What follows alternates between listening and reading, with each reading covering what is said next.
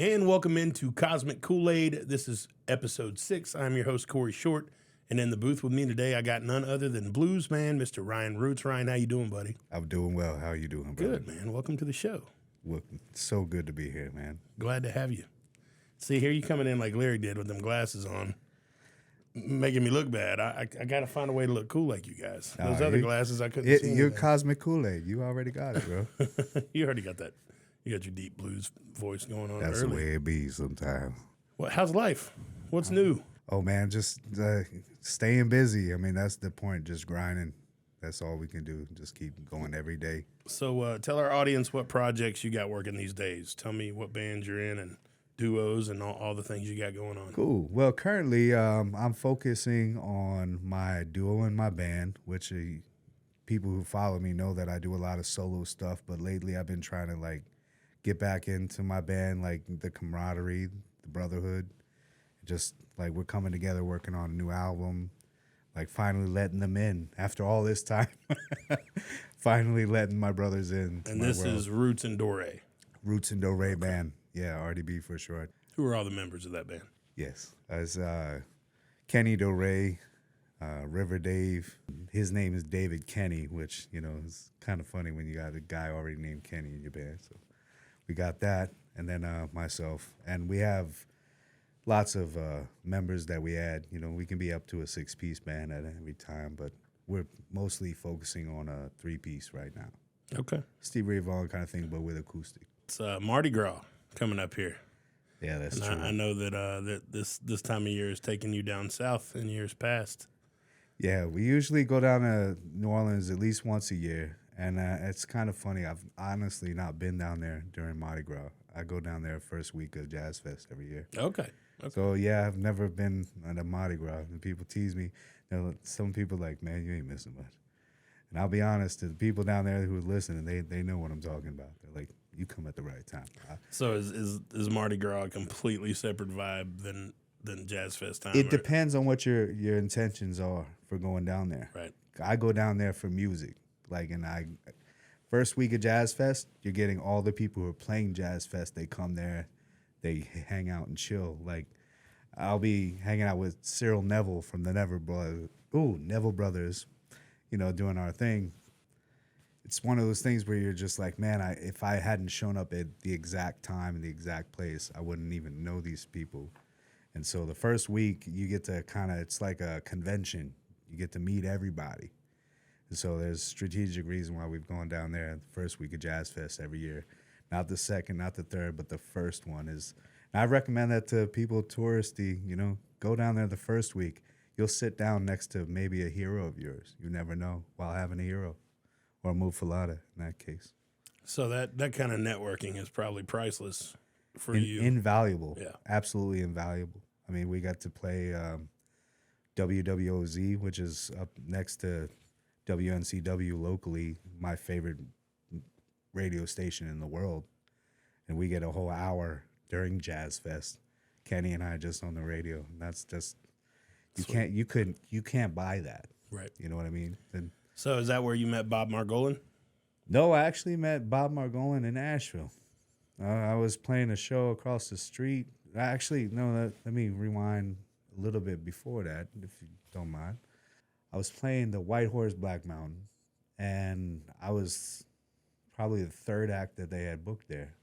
And they had Bob Margolin playing the week later, and I was like, hey, just wanted to say hello. I had that whole thing of I played last week, bro. But I'm starstruck as hell because I'm such a huge Muddy Waters fan. And Bob, before he was ever my friend and mentor, he was like a hero to me. I was reading him Guitar Player magazines and stuff. He always had a little column, little thing you could read. And as a blues man, you only find these little snippets of information. He was always willing to trickle that down, education-wise. And I learned so much from him, and I'm still learning from him. And to a Nashville thing, about a month or two later, I'm walking down, I think it was Lexington. He's playing at one venue across the street, and I'm playing at the venue across the street from him. And he sees me.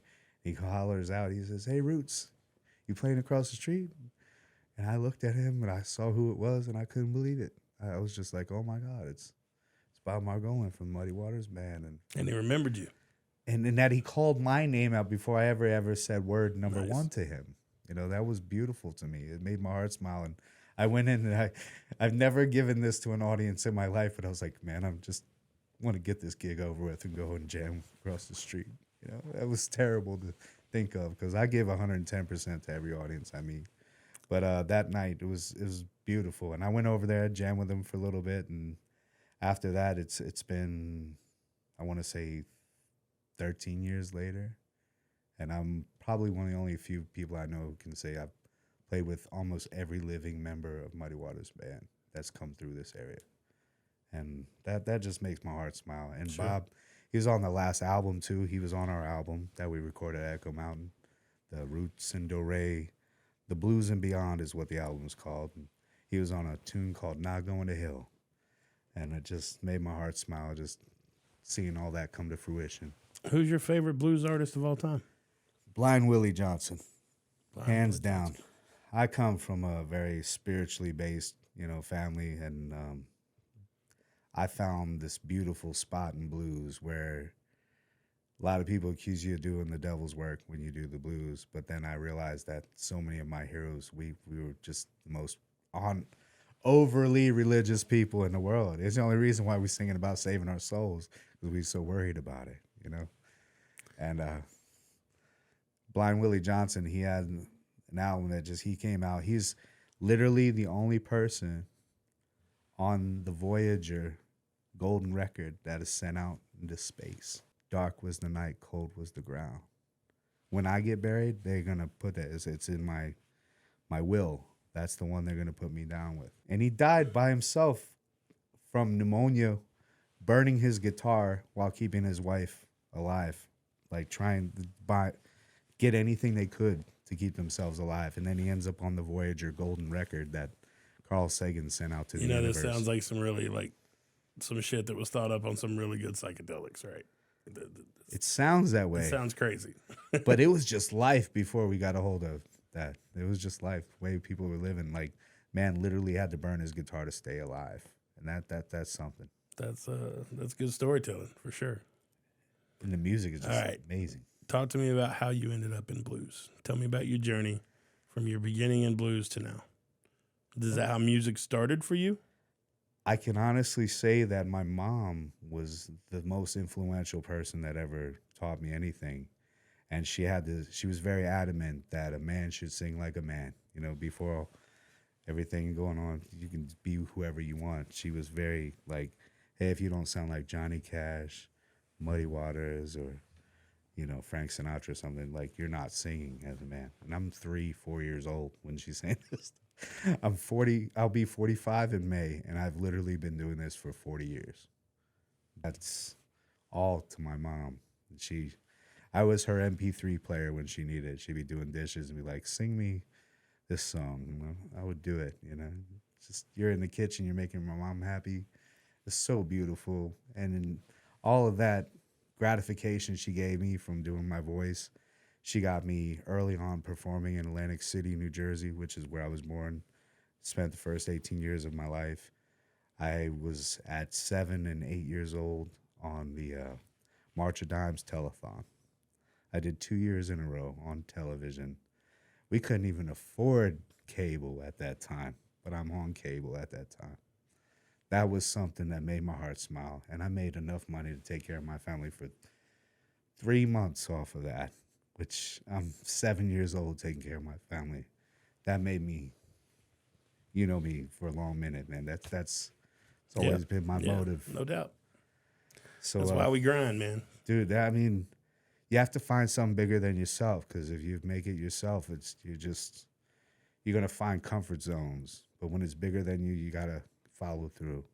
And that's just what I would recommend to any artist, anybody, not involuntarily offering advice, but anybody who's listening, I would like them to know that you get out of it what you put into it, and make sure that anybody helps you through it, you reciprocate. Absolutely, man. And my mom did that for me and taught me everything I knew, and now play 200 shows a year, just doing exactly what she and humble plug. BB King told me 2007, Salisbury, Maryland. He says, Roots, treat every, not that he called me Roots, I'm sorry. He was just like, hey, young man. He says, treat every show like it's the biggest show of your life, be it 3 people or 3,000. You never know who you're going to affect. And I was down in South Carolina the other night, Saturday, played to a beautiful packed room. And when I got off the stage, I knew that I did exactly what I was told to do. And that's been my business model ever since. It keeps me busy. And that's beautiful. It makes my heart smile. So tell me about who's hot right now in current blues music. Whew.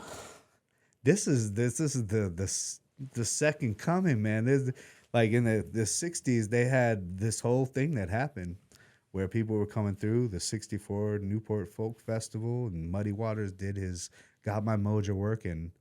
The same time Bob Dylan was up there doing his thing, and it just unbelievable. That was when they tried to cut the cables on Bob because he had to follow up after Muddy, man. That's no pressure, right? But do you think about all that stuff and how it works and how it all trickles down, and that music does ebb and flow. And I tend to find that being a student of the blues, I look at historically, there are moments where it ebbs and flows. Some people, we get our moments where we're, as a culture, as a people, a country, world, however you want to call it, we are a part of something that's always ever changing. The blues is the truth. It's 3 chords in the truth. You can't bullshit with it. Apologize for cursing. Ryan, no, you can curse, but see what happened was, I think the gummies just kicked in because my question was, who's hot in blues music right now? I was getting to that. You went all into this ebb and I was getting to flow. that. I was just getting to that. I was just saying that it started. You went to here. Trinity Farms and got some of them gummy bears, didn't you? That's okay. Folks, all of you need to go to Trinity Farms. Try the products. They're great for all kinds of reasons, and they will educate you on why. Go see them. Trinity Farms in Black Mountain. They're our sponsor. Go ahead, Ryan. I was just saying that historically, it all trickles down, and there are times when the blues is popular, and then it goes away, and people forget how important it is. And then in times of struggles, it comes back full circle and reminds you of why it was so popular in the first place. And that's, post-COVID, everything. Everybody right now empathizes. They've gone through some struggles. People paying $4 for eggs right now. Little things that the blues is always talking about it all the time. Sometimes people want to put on their disco skates in the 70s and forget about the blues. They're cool with it. Then the late 80s, they come through and they're like, man, struggling. We got these blues guys who remind us of what we're going through as a culture, as a people, and that's invaluable. When you see that right now, I think this is full circle on what you were talking about. The blues is at the height. I think we're going into a pinnacle thing because there's so many people, and we actually have, I want to say, 70 years of people doing blues right now. We've got our patriarchs, matriarchs. They've been doing it through with it before we knew what to do with it. And then we've got young cats coming out, 15 years old, and play better than I can. Blows my mind. And the funny thing is the blues is just truth. And it's the easiest thing to do because as long as you're telling the truth, you're doing it. A lot of people have some pretentious vibes about it. I'll be honest. I see some things. But who's hot right now? Like Kingfish. Give me names. Oh, God, Kingfish. Who's perfect example. As a young people, these cats, man, I always got teased because when I started coming up, the people were like, hey, man, you're young dude, doing the blues. How can you do it so young? Everybody's got the blues. Everybody's got the blues. Kingfish is taking it. I like to, Samantha Fish is doing her thing. I like to say that in my world, I listen to a lot of older stuff, but, newer cats, the people who are keeping me on my toes. I love Kenny Neal. Kenny Neal's from New Orleans. Mem Shannon from New Orleans. I mess with a lot of New Orleans blues. Even locally, we've got Andrew Scotchy who gets into the blues. Travers Brothers, they into the blues. Hurricane Bob, God rest his soul. we have all kinds of trickle down. It really, really, you know, it's a family that you're born into. You know, you can show up to the picnic and be like, hey, we like you, but they can always tell if you're family or not. That's the thing that I love about the blues. It's non-judgmental, but we'll tell you the truth about who you are and what you're trying to do, and you can't bullshit them at all. Heard that. You heard it here, right here from my man Riyen Roots. We're going to take our first break. This is Cosmic Koolaid, episode 6. Big thanks to Riyen for joining us. We'll be right back.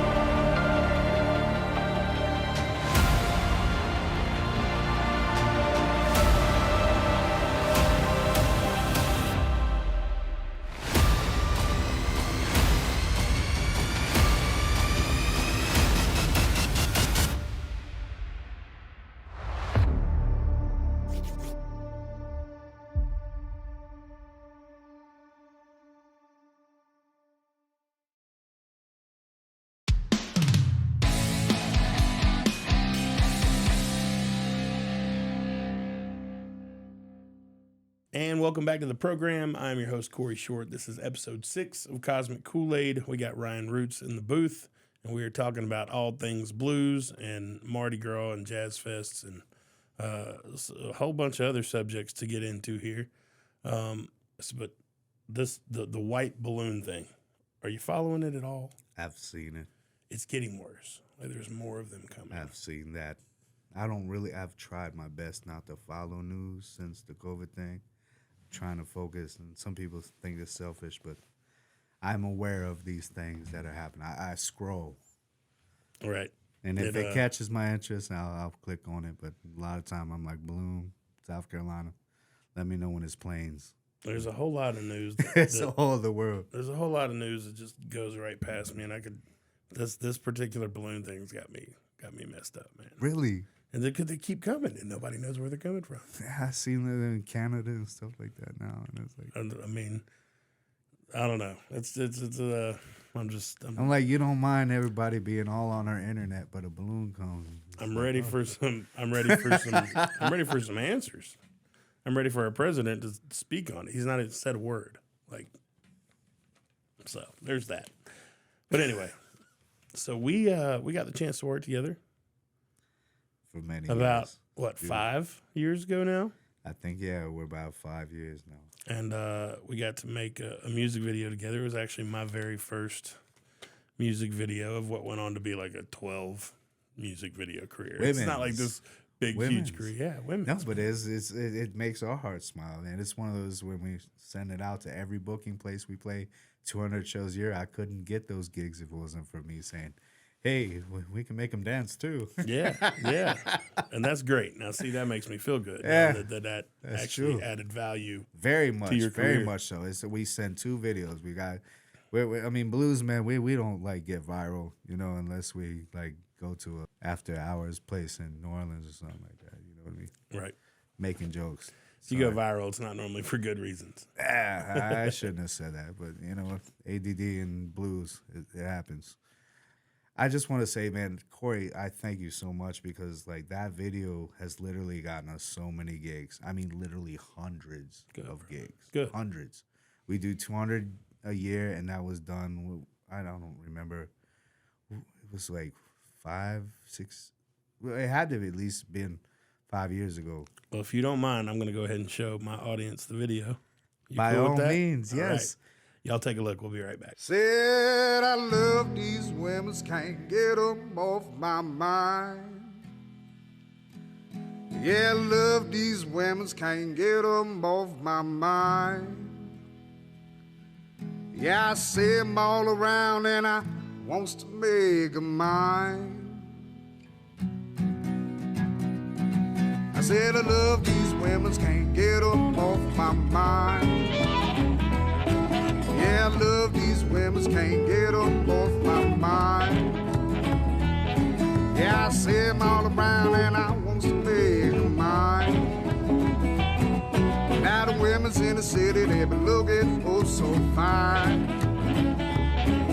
Yeah, the women's in the city, they be looking oh so fine. If you got a lot of money, they'll show you a real good time. Now the women's in the country sweet like peaches on the farm. Yeah, the women's in the country sweet like peaches on the farm. They outdoor lover in the summer and the winter they keep me warm. So many women's in this world can't have them all, I know. So many women's in this world can't have them all, I know. But I got lots of love to give them every old place I go. Let's play for the women's.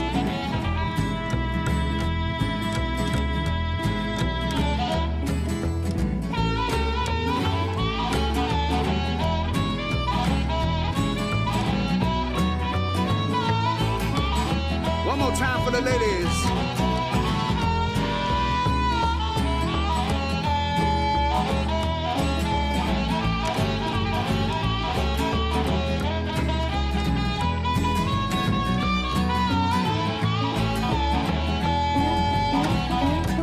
I said I love these women, can't get them off my mind.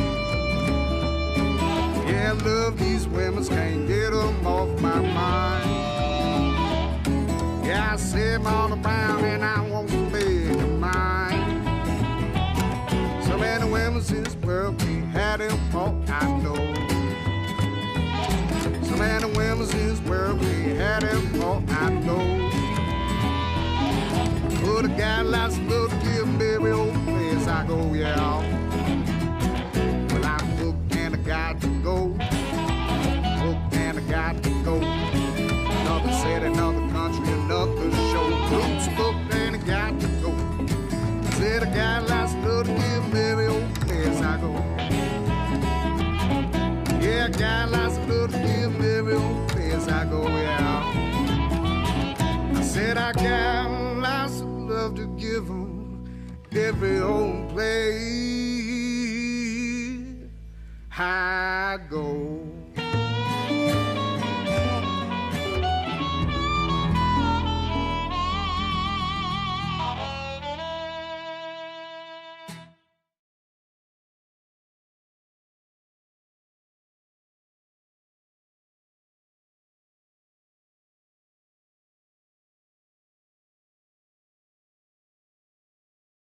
All right, you saw it here. That was the women's video that we shot about 5 years ago. I don't remember exactly when, but I had a really good time doing that, man. It made my heart smile. It was my very first one, and I appreciate you letting me. You can see everybody in that video. Everybody in that video was smiling like ear to ear. It was a good time. They just had such a good time. Yeah, man, no doubt. We'll have to do it again. Absolutely. Absolutely. So, are you paying much attention to the world of AI and artificial intelligence at all?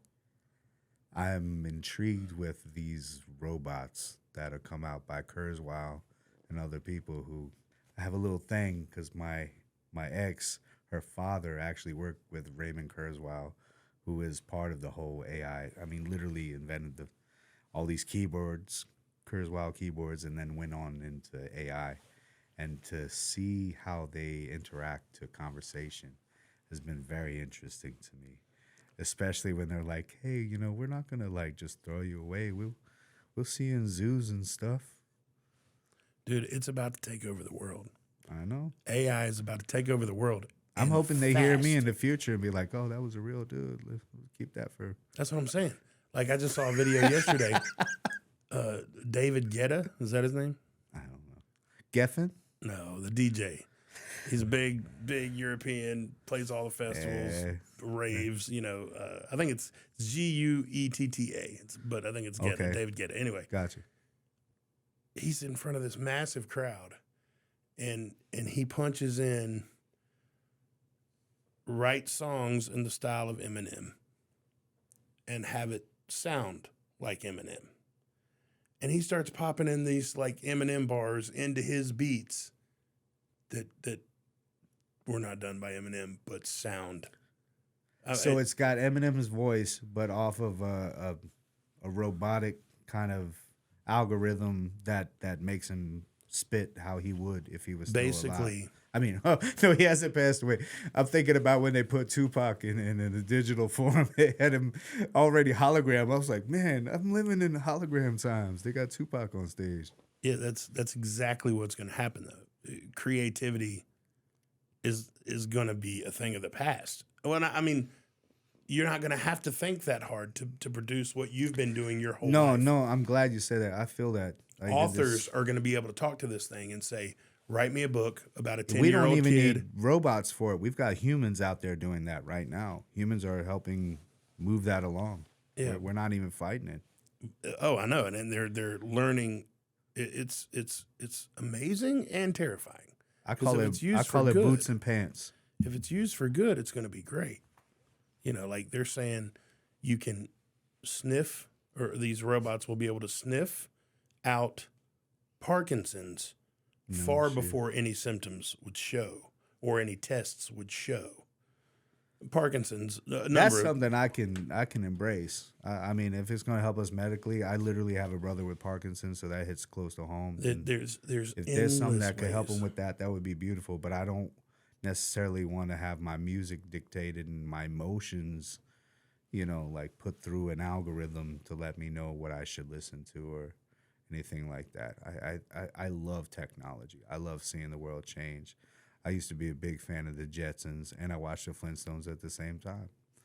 So I learned both. That's why I keep to the blues, because the blues is the beginning of all of it. It's the, you know, the first stones on the top of a pyramid that I feel like keeps growing every year. And I don't know where it's going to go, but I'm hopeful that they'll keep some humanity in it, even if it's for nostalgic purposes. And I just hope there's going to be someone somewhere with an off switch. There's got to be an off switch if this thing gains too much control. I do. I mean, I saw that Terminator movie where they were like, hey, man, we're Skynet and all that. And I mean, there's a point where they're going to, you know, do what they do. But then you have to wonder, and I know this sounds crazy, but where did it come from to start with, you know? Like, we went from catching animals, burning them, and living in caves. Just storing now data. We have zeros and ones that dictate everything. Storing data. And it came in such a short period of time. I'm an Ancient Aliens dude, and I'll be honest. I want to get on some Joe Rogan shit, but honestly, like, this is where I live. Like, and this is why I stay so close to the most beautifully basic music that I can find. That 3 chords and the truth is going to be invaluable, even long after. Even if we're just back cavemen hiding in the woods, scared away from the robots. We're going to sit there around a fire and be like, anybody know that Muddy Waters song? Or play some Bob Dylan, and I'll be the only dude who's like, I don't know why he gets 3 portions of food a day. He knows all the songs we like. And that's kept me like fed and kept my family fed. I always said to my ex, I was like, if the world ended tomorrow, I was like, you think that Willie Nelson wouldn't have any money?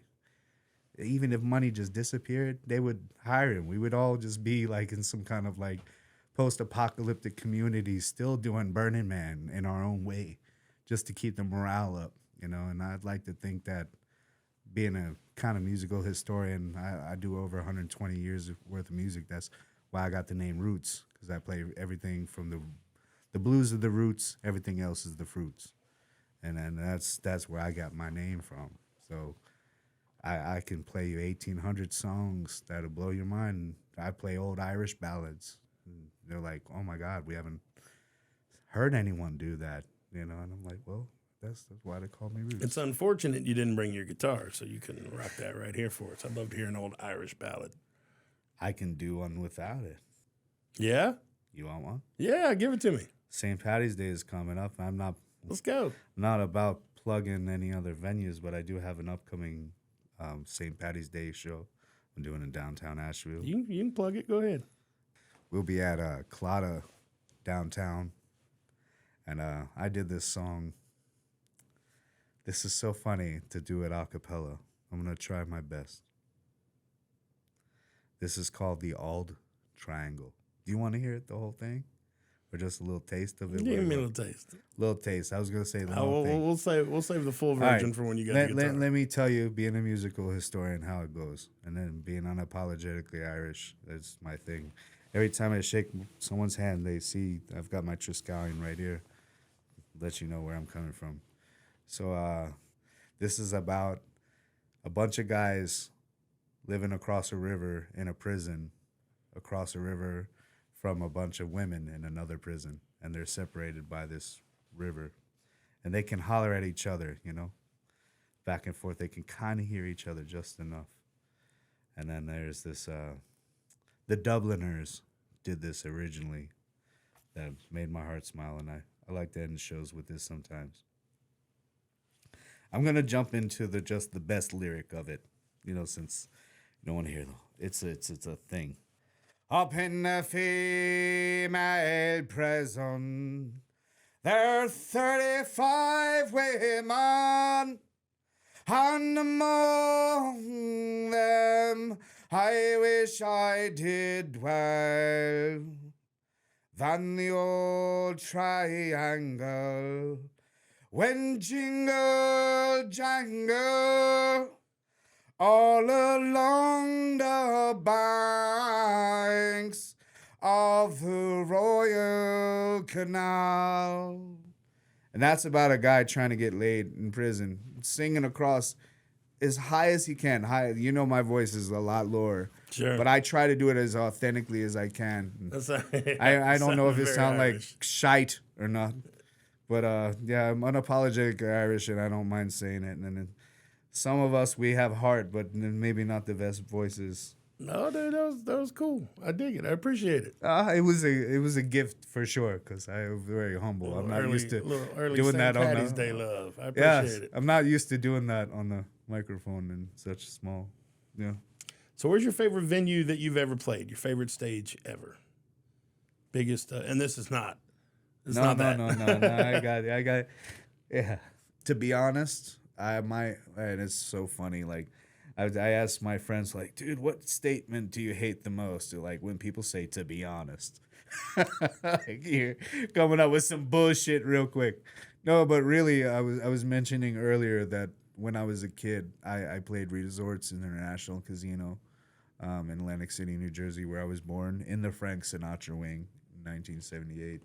And then by 1987 was my first year on the March of Dimes telethon. That was the time when I had school the next day, and my mom was like, you have this thing to do. I didn't even know it was a thing. Like, it was just something I did, you know, making money, trying to make music. And my mom was teaching me this whole thing in a very, like, Daniel's son kind of wax on, wax off.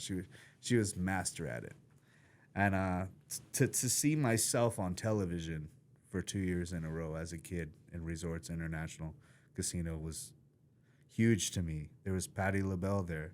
I had dinner with Cyndi Lauper, argued with Rodney Dangerfield over limousine at 8 years old, you know, my second year. It's just weird stuff that just makes your brain, your perspective of venues and life and things like that, you know. Sure. I started off very spoiled in that way, you know. Yeah, no doubt. That was probably the coolest, but the one that actually you just touched my heart with your question. I did a Martin Luther King Day parade in Atlantic City in 1988, I believe it was, and we had Coretta there. At his wife was in the audience, and I'd have to say that means the most to me, the most. Ego aside, just something I was a part of that just sure. Like, wow, I'm 10 years old, 1978 I was born, 1988 I'm playing a show, and I'm looking down 4 pews down from where they blessed my mom with a seating, at the Baptist place we were at, and I'm looking down there, and my mom was trying to tell me, like, you have no idea, like, what you're a part of right now, but when you're older, you will. Feels very Forrest Gumpish, you know, like like one of those cool, like, Must have drank me about 15 Dr. Peppers. On your journey here, you know, you were part of that as a 10-year-old. Like, it sounds well, similar. but there's a reason why I am the way I am, you know, and you know me for a long minute, Sure. you know, so that explains a lot. Like, when you've done things like that, and then you're like, hey, well, I'm going to go off and play some awesome, you know, blues and have a good time, find my own little place. Sure. You know, it's very inspirational. All right, so I dig those stages. Tell me about the biggest crowds that you've played in front of. The largest number that you've ever played in front of. I can say, I don't know how many people there, but I played to a sold-out Richmond Speedway Coliseum place, whatever they called it. I hate to say it that way because this is like 20 years ago almost, maybe 18 years ago. I was in a rock band, and we played a lot of Southern rock, you know, and we opened up for Big and Rich and Travis Tritt at the Richmond Speedway. Nice. And that was something else. I had the audacity to park my humble little Honda Odyssey in between two buses. It was Big and Rich on the left, Travis Tritt on the right. And they were like, you can't park here. I was like, I'm on the bill. Like, what the heck? They're like, no, you need to park over here, man. This is something else. Now, were you the lead singer of this Southern Rock project? Yes, I was. What? Yes. You got footage somewhere? This was I pre mean, it's not too late. We stuff. can pipe footage into the show. Somebody, I mean, this is pre. I've never seen any footage from it, you know, but it's a beautiful thing. That's cool, man. Yeah, it was surreal for me because, you know, like I said, I was growing up in Atlantic City, New Jersey, and I'm on some I was literally born in the Frank Sinatra wing of the Atlantic City Medical Center, so it's kind of my thing there, you know, all that. And then I'm trying to, like, make my dad, who's born and raised, well, he's a farm boy from Ohio who, when he got old enough to find his own place, he moved out to Pilot Mountain, North Carolina. So I have what they call a country mouse, city mouse thing. I'm the only one of my family born in New Jersey. Everybody else born, you know, all my family is from Winston-Salem, you know, Pilot Mountain, Ohio. And then they're all just good country-loving folks. And then I tell myself, I'm like, I had to go and be born in Atlantic City, of all places. And then everyone around there who was doing anything, when you grow up broke on welfare, you just look around and you deduce, how do I get money for my family? And they're like, well, we've got this guy down here, and Mike Tyson's running down the boardwalk, and we've got, you know, this singer from here, and I don't want to drop names, but the people I met growing up was just so surreal. And then just getting done at the end of the show and having to go home knowing that I got food stamps in my pocket. People called my buddy. I call him, oh, that's me protecting my brother. I said my buddy, but he don't mind me saying, we called him food stamp man. You know, we were broke as hell. And then, but I'm coming home in a limousine from doing, you know, the shows, the March of Dimes telethon and stuff. That's how I argue with Rodney Dangerfield over limousine. I was comped one. Well, my mom was, and I got in the wrong limo. And he offered me $1 to get out of the limo, and I had gotten a good amount of money for my job, which was a lot for a kid. You know, I had a little knot. My mom, humble with like, instead of hundreds, it was like $1 bills. But when you're 7 and you have like at least like 100 of them wrapped up, I was like, I have got my own money. And he looks at his crowd and he says, his entourage was like, I get no respect. He's like, I can't even get in my own limo. Swear to Jesus on my soul that happened. It makes me laugh. And then later that night, I had dinner with Cyndi Lauper. Wanted to take me to New York. And, you know, my mom was like, I just didn't like her hair. 2 years later, we're broke as shit, you know, and I'm watching her on TV. And I was like, I love this woman. She's like, oh, that was the lady who tried to take you to New York. That crazy woman, blah, blah, blah, blah, blah. And I'm like, we're on Section 8 housing, broke as hell. And she wanted to take me to New York, and you said no because you didn't like her hair? It's funny how life works out like that sometimes. Oh, it's funny to me, man. Give me what's the biggest win of your career? What's the biggest W for you, Riyen Roots? You're gonna laugh, or not laugh, but like it comes back to you is what I'm saying. Like not laugh, like haha, but like I got to play with my son Dylan at one of the open mics that we did at the social. To me, playing with my son for the first time. It's awesome. I can't even say it. Like I'm choked up. That's very cool, and I'm glad I got to be Bro. on my stage. Right there. Yeah, man. He was on the cajon. He was just killing it, man. And now he's got the bug too. I got to trickle it down, and he just looked at me. He's like, I just love that. Thank you. And he thanked me for it. And I was like, now you know why. That's awesome. Cool story, man. Thank you for sharing that. Thank you. Now that we have that sweet moment, what's the biggest L of your career? Biggest nightmare? Worst day? Oh, Biggest Lord. screw up? I don't know. They always end up kind of cool. Like even when I hit bottom, it always bounces back up. I could reference a lot of things. I'm like, yeah, but that ended up being, you know. I recommend that to any musician who's out there. Like they think they're hitting bottom, but you have no idea. The harder you throw a bouncing ball against the ground, the higher up it's gonna go. I had a moment where I was with Kenny, you know, from Roots Dore, Kenny Dore, and we were going to Europe on our first European tour, 2015. And I had booked 11 shows in 22 days, and we were in Switzerland and Italy. We're just killing it up and down the Autostrada and the Autostranza. And we had this moment where we're sitting there in Charlotte, and we missed our flight for our first thing because we were being bluesmen. We didn't have money for airport food. So we brought some chicken salad. We're like, hey, well, let's go sit over in this section, and we're going to, you know, make some chicken salad sandwiches. And I'm showing him in the Blues Festival Guide, our first promo that was like in there. It was like a full half-page ad. And so I was happy. I was like, look at this, man. This is great. We're in this thing. You know, it's official now. And we're going to Europe and all this stuff. And then we look over, and everybody in the right section is gone. And we're like, what the heck happened? Then we realized what happened is everyone boarded.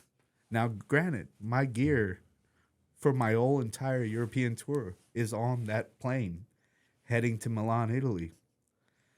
And we had we lost it. They were like, hey, you can't get on. You missed the flight, literally. Like, we're right here. No one called anything. No one said anything.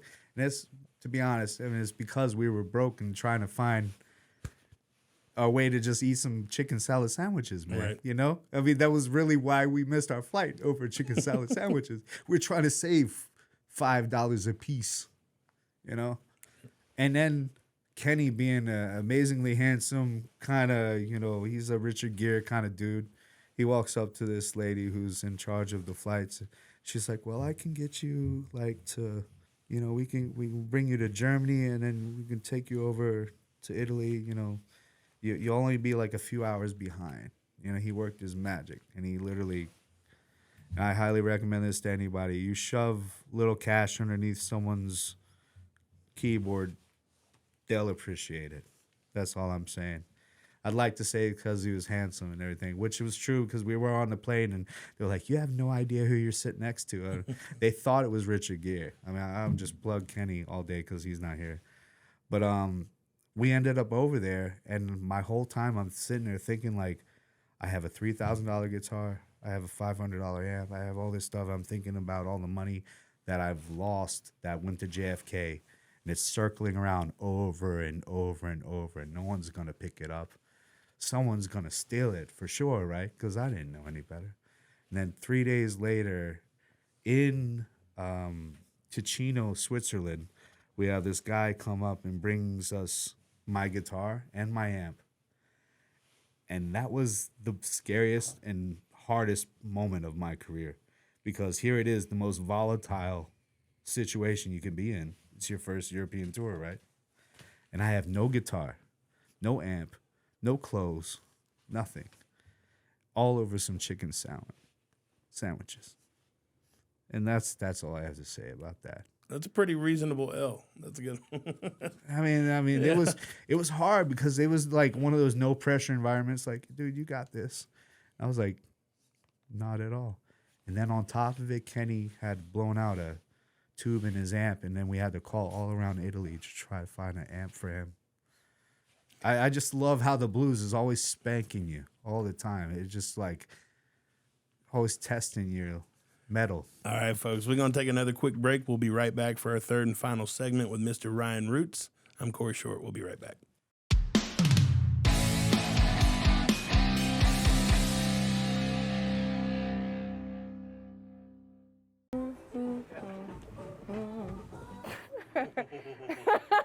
Okay.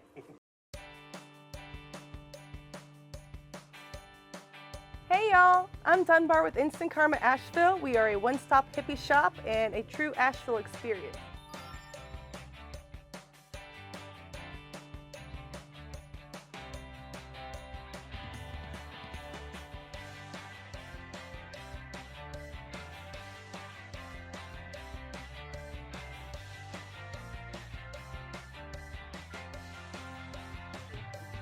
Oh, and we have 3D tapestries. You gotta check this out. See what I'm saying? Every 3D tapestry comes with a free pair of 3D glasses. It's amazing.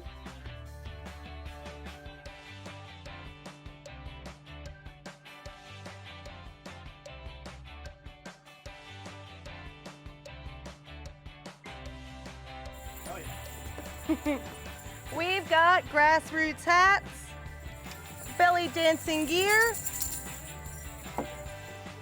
and we have beautiful dream catchers for catching all those dreams that you don't want to have.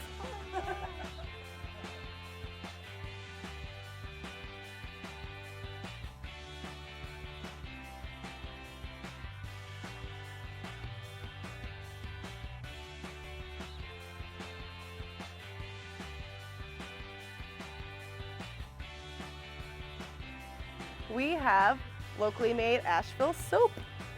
It's delicious. You're gonna want some for you and your mom.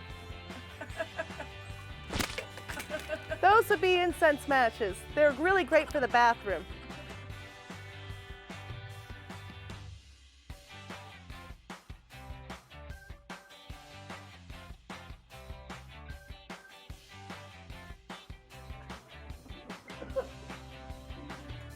Yeah. We have great pipes too. And we have yoga mats. They're really beautiful and soft, and they really help you to just calm down.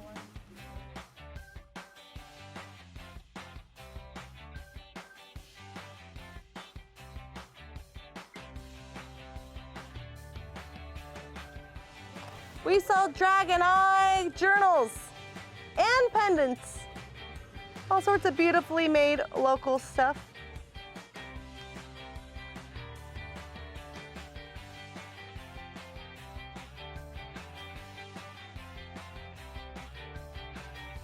We have two locations, one in West Asheville on Haywood Road, and the other one is downtown on North Lexington Avenue.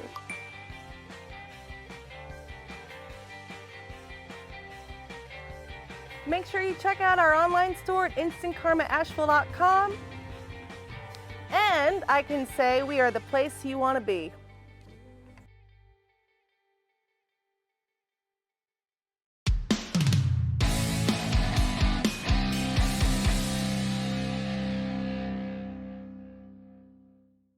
And welcome back to Cosmic Koolaid, Episode 6. I'm your host, Corey Short. In the booth with me, bluesman Riyen Roots. And I'm having fun. You having fun? I'm having a blast. I wish Kenny Dore was here with us. I wish I did. We'll get him in with us next time. Yes. The moon's got to be out in a certain way to bring him out. And the show's growing, man. We're going to be adding new cameras here in the next couple of weeks. And nice. Picking up some more sponsors, which will make more things possible. I love that you're doing this. Thank you. It's cool, man. I dig it. We're gonna use it to showcase a lot of local artists. We got we have such an amazing community. Almost all the national artists that are coming through Silverados have committed to come on the show. Wow. So we're gonna have some big guests coming through. We're looking forward to that. About to announce some some big shows. Our biggest shows of the year haven't even been announced yet. So it's just heating up at Silverado's, and yeah, looking forward to a big year. Beautiful. This show is sponsored by Trinity Farms in Black Mountain, trinityfarmshempco.com. Go check them out. We will have a QR code soon that gives you a discount just for being a viewer of Cosmic Koolaid. Jason Ward, if you're watching, let's get that QR code soon so we can track your audience, buddy. Riyen Roots is in the building. We've been talking about the wins and losses in his career, the cool stuff he's done. Talk to me about some of the names you've opened for and been affiliated with. Well, I'd already mentioned earlier, like very early on in my career, like Patti LaBelle, all these people, I don't count that. I count what has happened after I started putting my pen to the pad, my fingers to the frets. You asking for name drops or just ones that mean a lot to Yeah, me? like Billy Bob Thornton you opened for here at the Salvage Station. Yeah, Who a else? couple times. I mean, we got some Billy Bob story I could tell you. It's kind of funny. I would say, like, locally, yeah, doing Billy Bob shows 2 years in a row was cool because he told me verbatim, he's like, "You're the only artist I want to open up for me when we roll through here." And I was just like really taken aback by that because he's got his thing, and I thought I was like, oh, this is a unique moment. But then I'm like, you chose this, and I didn't know that he picked me. That was weird. But I didn't know. I mean, of all the people in the world, I thought I would connect with. I had no idea. You were there the second year. Yeah, we did that. that was cool. I got that picture still. You got it? Oh yeah.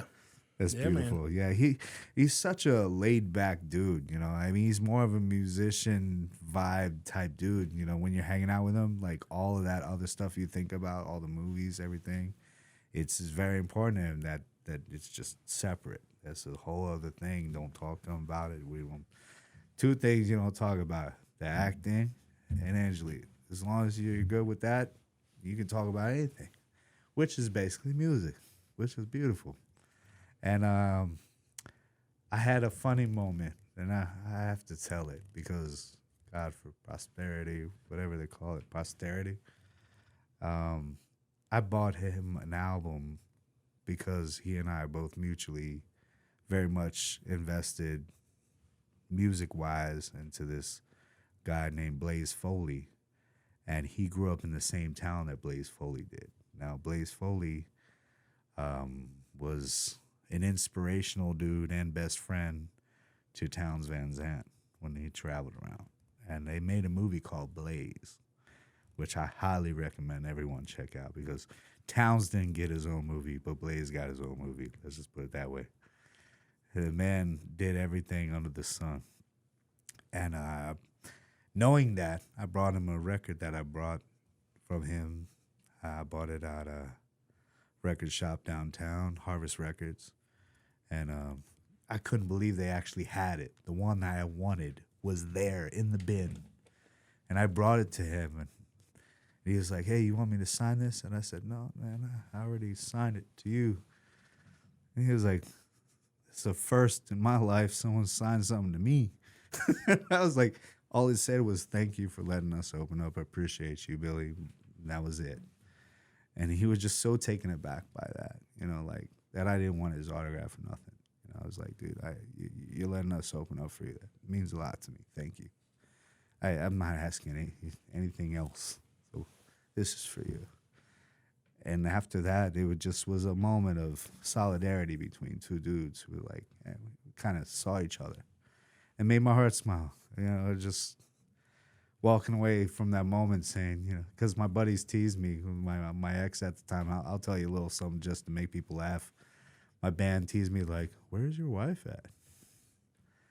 Like, "Oh, well, I saw her get on Billy Bob's bus, with the drummer about 20 minutes ago. We haven't seen her since." And I was like, man, that's cold-blooded because I walked out and I saw her Volvo was gone. And I was like, what the heck is going on? And then I realized it was a joke. But honestly, I mean, the coolest thing, he'd be like, at least locally, the coolest person that I've gotten to share the stage with. And that Big and Rich and Travis Tritt thing I was telling you about, that was something else because I felt totally like I gets in where I fits in, but it was still like, oh my God, like it was very overwhelming being a speedway, like doing all that stuff. What's your favorite song from your library?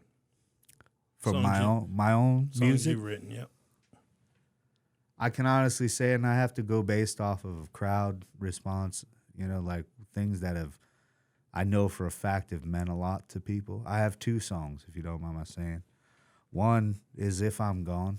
That's the last one. That was the video I wanted to record with you. A funeral, it's like a life, what they call that, the eulogy that you give when you die. Someone gives it, after you die. But I wrote this based on myself. I wanted to say something. And so even at my dad's my dad's funeral in November, they played it twice on the big jumbo screens. He went to a cool church, so they had the big screens and everything. 2 times in a row they played my song, and I'm sitting there looking at them like, sitting there with my friend Casey. I'm not going to say who, but you know what I'm talking about. And we were just sitting there, and everyone's looking at me like, seriously, 2 times in a row, your song, while we watching Dad's pictures. And I was like, it had nothing to do with me. That was up to the pastor, So, but I've played it at several funerals, and it's called If I'm Gone. We had David Holt do the most amazing slide guitar playing on it. If y'all don't know David Holt, I highly recommend y'all check him out. He's a longtime guitar player. Grammy winner. Yeah, 4-time Grammys. Yeah. Played with Doc Watson for years and years. When I first came to Asheville, I came here because of music. This is the only main thing. I mean, obviously, it's beautiful. But WNCW and the music they played, I sat there the first 2 days when I should have been hiking in the mountains. I sat in a bathtub at the local DoubleTree just taking care of my head, listening to WNCW. And I told my ex, I was like, man, we need to move here. And we moved here, raised our sons here, and they're benefiting from every aspect of it. Every iota of this town is seeped into my body. And when I said to myself, I was like, well, how does this work? I was like, I know Bob Margolin, he's from High Point, and I know David Holt, he's from Fairview, where Kenny lives, Kenny Dore. And I was like, we need to just get together. I'm thinking about people who are local and inspired me, And so I wanted to make sure that they had the idea that on that album, The Blues and Beyond by Roots Dore, that I had 2 pillars of local people helping hold up that album. Like, one was Bob Margolin, come from playing Muddy Waters band for 13 years, He was with the band and did the Last Waltz, all that stuff, Amazing human being. And then we had, on the other side, I wanted to show that, I might be from up north, but my whole family, we're Irish people. We settled these mountains a long, long time ago before they ended up expanding out towards where my family ended up in Ohio. And I thought to myself, who would I like to record with that if I could get them on my album? And it was David Holt. And David Holt, I couldn't believe he was all about it. He was like, I love the music.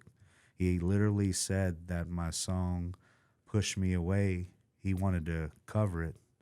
He says, if you don't mind my saying so, he's like, can I cover that sometime? I was like, dude, you got 4 Grammys. I got kids going to college, man. Do whatever you want to do, brother. You host that beautiful, what they call the show is PBS, the State of Music. It just made my heart smile to have 2 pillars of doing the music that has made me the Roots that I am. You know what I mean? Right. They were there holding me up at a moment where I needed that. I needed, as a young artist, some validation that Sure. And the blues people love me, and the people who, when I'm playing a Carter Family tune, love me too. You've seen that, dude. I have everything. I'm one of the only few people who could say I cover a Wu-Tang song and a Carter Family tune song in the same 3-hour show. It happens if you're in the right spot. Heard. Tell me, Give me a dream duet. Dream You could duet? collaborate duet with anyone. Who would it be?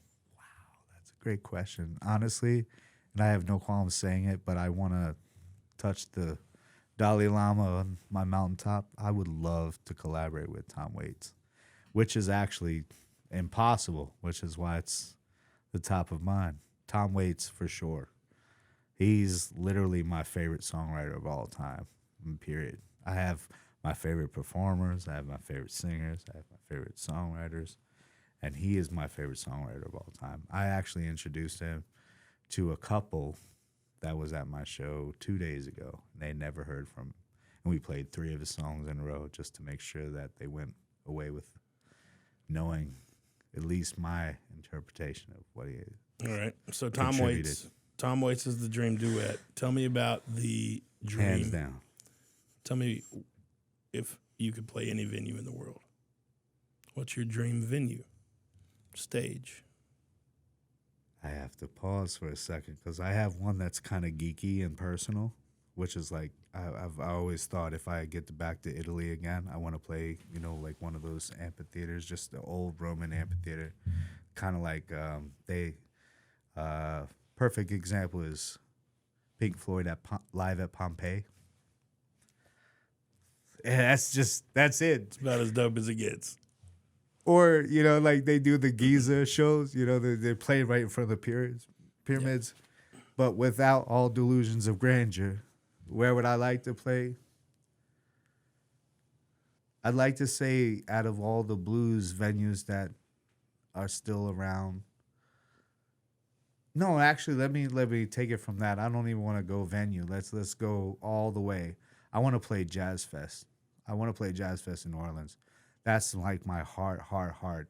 Even if it's humble, like I don't care if I'm on a side stage selling hot dogs and a little bit of rice and beans, man. I'll be there. You want to be actually on the bill. I want to be on the bill. And and a lot of my friends, like I can say my friends play there. Like everybody from Cyril Neville, Samantha Fish, Mem Shannon.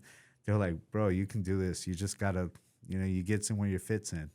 And thankfully, like I was saying, WWOZ, and I want to give a shout out to Dennis, from the blues show. He's played my music for 15 years, way before I ever got there. 7 years before I ever got there. That music, New Orleans, has changed my life. I live in Carolina Mountains to raise my family because I think this is a good place to raise a family. I wouldn't necessarily raise them down there unless they were going to be artists. But they got different vices. They got things there. You know what I mean? When you got kids. But I definitely would like to do Jazz Fest. That's my big dream. Right on. All right. So tell me, Riyen Roots, about your songwriting process. Do you write the words first and then track it, or do you hear a tune and then write words to that tune? I start off with humming. I have words that go on in my head, and I try to find a way to hum it. Then I pick up my guitar, and I try to make that hum match the chords. And then I will actually, depend on how invested I am in it could be just a momentary, idea. But I'm like, oh, well, that's an idea to put aside. I've become a digital dude where, I have this voice recorder on my phone, and I bring it out, and I record. I'll be in my car and start humming some stuff and beatboxing some stuff because I want it to be just at that beat. Then I'll get home and I'll add a little something on it with a guitar, and I'm like, bro, you're good. And that is a rare thing because usually I start off with an idea of a song, like something I've been through. It has to, I always say my pen never lies, and my pen is the number one thing. It's like, what have you been through? Are you ready to talk about it yet? And if you're ready to talk about it, the powers that be, God, whatever it is, your music, it tells you when you're ready to write. And when that moment hits, and I just moved into a new place, and I was telling my roommate, I said, look, man, I said, you're going to hear some stuff coming from my room, I said, because I just went through so much recently that for the next at least week or two, you're going to hear it come out of me. You get out of it what you put into it, and I take my life and I put it to the pen. And so it always starts over with the pen idea. I'll have, riffs, things I'll record, But most importantly, it starts off with an idea. And then I'll write about what I want to talk about, and then I'll find a way to put it to music. So my process is more lyrical first, and then I add music to it. Sometimes I'll be like, oh, well, I just recorded that last week. Maybe that'll fit. But it never really works like that. And to be honest, amongst my musician friends, and I love y'all to death, but I have what they call lightning songs. They just, if it's not done in 10 minutes, I'm really, like, not invested in it. Like, I'm not one of those who takes songs and I'll take, like, 2 years to record it. Like, no disrespect, but Paul McCartney would be like, oh, I've been working on this song for, like, 2 years. I'm like, I have no idea what that means. Like, I came home, I was inebriated, I was feeling something about something I've been through. I wrote it, and it's done. The next day, I played it. They liked it. I play it again. I play it again. Then we go and record it. That's I hope I answered the question with that. Yeah, no, that's good, man. But it's most important is don't bullshit people. Don't ever say anything that you've never been through. That's all I would recommend to younger artists. I'm not going to be singing Coal Miner's Daughter at my shows if I've never been a coal miner's daughter. All right, man. Well, let me ask you this. Again, another one that I'm going to be asking all the artists to come through, but it's one of my favorite questions. And if you weren't doing music, what would you be doing? Cooking. I mean, I find I've got a cooking job right now, and this is the first job I've had since COVID. And then for 20 years, I've paid nothing, all my bills with nothing but music. And then I realized that, like, there's another level you can get to and actually have two things that make your heart smile, not just one. When I make food for people, I feel like I'm playing a song for people. They get a little part of me. Sure. I get teased at my job because I tend to be very artistic with my presentation. Like, you're going to order something, I want to make it pretty. I want to make it be like, man, you have no idea. What if that salad just looks just right? It's just a salad to everybody else, but to me, it's a piece of art. And I serve it out there and like, he's an artist. He's going to take like 2 minutes more than most people on this thing, or I'm making up a beautiful pasta dish for somebody, or anything I'm making. I put my heart into it, and I would say I would own a restaurant for sure. It would definitely be something that I would feel the same kind of gratification, because I do music the same way people do food. I want to give to my community something that's nourishing, something that reminds them that, hey, today's okay. I don't care what kind of day you had, but if you come here and you have this food or this song in my position, or both, actually, my current position, you're going to get a part of me no matter what I do. Everything is going to be right there. Sweet. And I like that. All right, man. Tell me what you got coming up in 2023 for yourself personally, for the band, for your other projects. What's new and exciting? Band-wise, we're going into the studio again. We're going to come out with our first Roots Dore Band album, which is including River Dave, and a lot of local musicians going to be a part of that. And we're going to come out. We're hitting festivals. Like, that's our biggest goal this year, just to focus on the band and the festivals. We've been doing solo duo shows for a long time, and that keeps the bills paid. But to step it up to another level, we're really gonna take it to like as many piece band as willing to be a part of it. We're talking horns, keyboards, all kinds of stuff. We want to get funky. We'll take it down to New Orleans, bring it official, and make my dream come true. Nice. Any new albums? Any new material? Yes, we Kenny and I have been working on for 10 years some stuff, and over the 10 years, he's actually got lyrics too. He doesn't sing, do anything, but he gives me some lyrics, and he says, hey man, let's do something with this. So I'm trying to get into his world, into his head. Nice. And I just want to plug Kenny Dore real quick, because Kenny and I are coming up on 15 years of playing together here in the Asheville area. We both moved out here almost 15 years ago together, and he used to play with the Chuck Beatty Band, did his thing, and then I was doing my thing, and then one day we met each other, and we were like, from now on, it's just us. And we've been doing it since been doing it. So it's a beautiful thing. And this coming time, we're gonna actually, not lean on any of our heroes. We're just gonna come through correct with just stuff that he's been through, which is the first time in his life that anyone's ever shared what he's gone through lyrically. So I have to get into his head for a little bit and put the pen to the pad, which is the first time writing from someone else's perspective, about things he's gone through. I'm like, how can we like make this duo like tighter? You know what I mean? Because we're already tight. Everybody's ever heard us be like, man, y'all sound like you've been playing together for 40 years. Like, well, he's been playing for 40 years. I've been playing for 40 years. That kind of naturally happens. But to actually take a little bit and be like, hey, man, I'm going to get in your world for a little bit because he's been in my world for 15 years. It's my turn to reciprocate and have an actual Roots and Dore album that comes together. That's going to be beautiful because he's got a lot to say. I mean, anything y'all have ever heard him play on the harmonica, he's got the lyrics in his head of everything he's saying that comes through his instrument. And once we put that together, I do believe the next one, and it's frankly, in the blues community, it's very anticipated. We've been hearing a lot of stuff like, man, we loved the last one, but it was all Riyen's songs, like, what's going on with Kenny?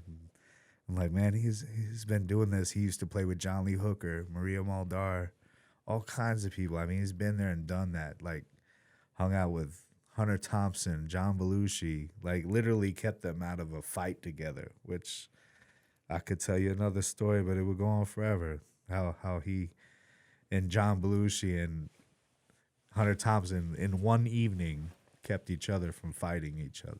Kenny was the Zen Buddha dude.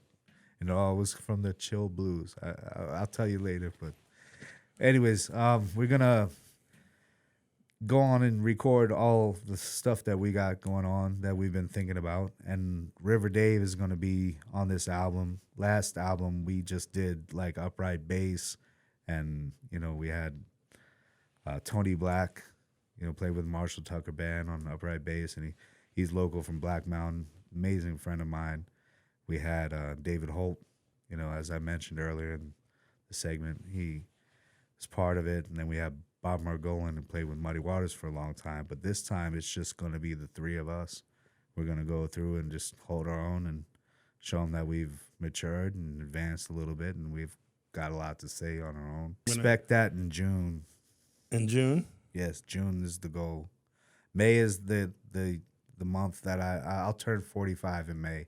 And I promised myself by May, I wouldn't have anything on my bucket list. I'd just be like, I've done everything I want to do musically. And just personally as a songwriter, I have all kinds of other stuff I want to do. But I wanted to get to that level where these guys who've helped support my music for so long, Kenny's always blowing his harp. River Dave's always on the drums. And Jack Muscari, who plays with us all the time. Eric Swanson, who plays with us all the time. These people, they deserve to have a little say in what we got going forward. And we're going to get everybody. It's going to be like, it's going to be a big album. It's going to be a big album. It's going to be cool, man. It's the first time where my ego is all aside and I'm just going to let my buddies have fun and then see what I can do on top of what they are doing.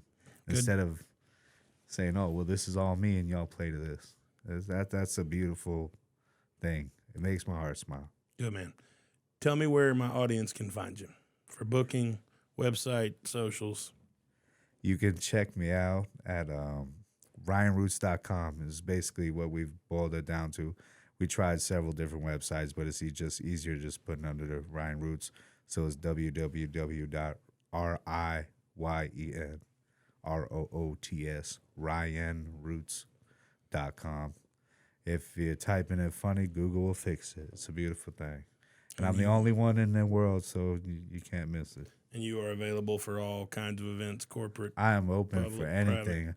I'll open up for a pack of beer tomorrow in Black Mountain. Just joking. But seriously, I'll play. I get in where I fits in. If you got love for what I'm doing, I got love for you, and I'll be there.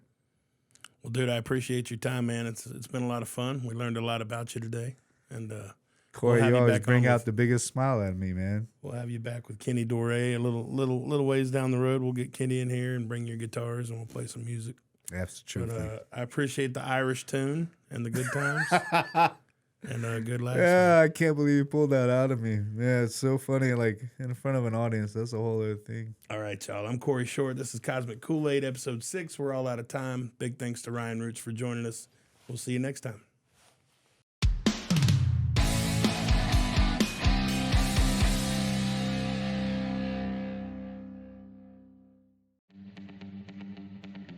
In 2023, lines will be crossed, champions will be determined, and legends will be made.